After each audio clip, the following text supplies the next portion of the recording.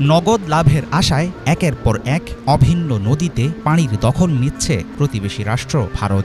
জলবিদ্যুৎ কেন্দ্র সহ নানামুখী প্রকল্পে পানির যোগান দিতে ৫৪টি নদীতে দেশটি তৈরি করছে অসংখ্য বাঁধ, ব্যারেজ ও রিজার্ভার। ইচ্ছামতো আটকে রাখছে গঙ্গা, ব্রহ্মপুত্র, তিস্তা, মহানন্দা ও বরাকের মতো যৌথ নদীর পানি। খরায় শুকিয়ে ফেলে বর্ষায় ডুবিয়ে দেয়া পানি নিয়ে দিল্লির বহু পুরনো এমন রাজনীতির কারণে ক্রমাগত খুন হচ্ছে বাংলাদেশের নদ নদী। মানচিত্র থেকে মুছে যাচ্ছে সেগুলোর চিহ্ন। নদী না থাকলে কি হবে বাংলাদেশের? বাঁধের বদলে নতুন বাঁধ দিলে কি থামানো যাবে ভারতের পানি সন্ত্রাস?